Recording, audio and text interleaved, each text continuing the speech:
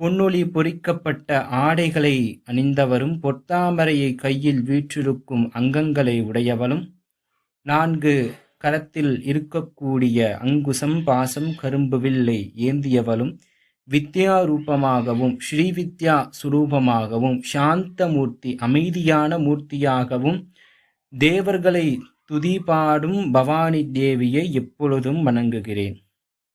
சகுங்குணகுமேலராம் கும்பிகஸ்தூரிகாம் சாந்த விசேஷனாம் சஷரஜாப பாஷாங்குஷாம் அசேஷ ஜனமோகினி அருணவால்ய பூஷாம்பரா ஜபா குசுமவாசுரா ஜெகவீஸ்வரேத் அம்பிகா.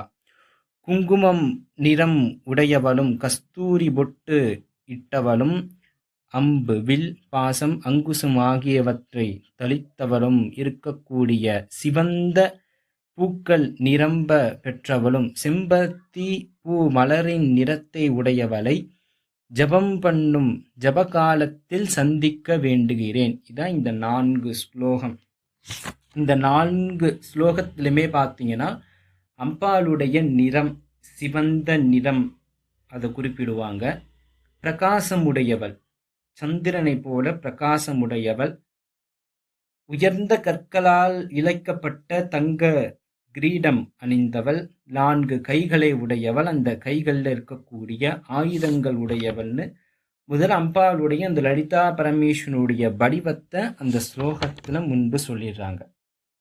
இப்போ முதல் பாகமாக இருக்கக்கூடிய ஸ்ரீ மாதாவின் அவதாரம், முதல் மந்திரம் ஸ்ரீ மாதா. பெரிய விளக்கமே அவசியமில்லாத ஒரு மந்திரம்னா இதான், ஸ்ரீ மாதா. மாதானா தாய் என்று அர்த்தம். இந்த உலகிற்கே அவள்தான் தாய். இருந்தாலும் முதல்ல என்ன குறிப்பிடுறாங்கன்னா ஸ்ரீ.